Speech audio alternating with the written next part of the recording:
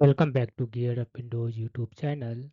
In this video, we will guide you on how to change or switch user in Windows 11 PC.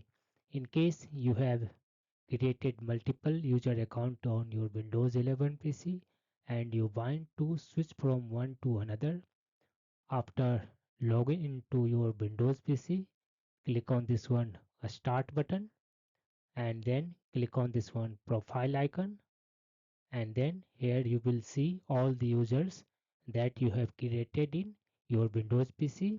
In my case, I have created a user account for Kamlesh Kumar and one for test user.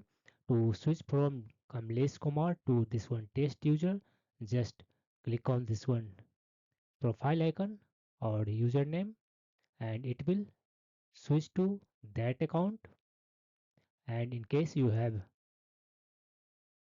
configured password, just enter the password and log into your that account on your Windows 11 PC.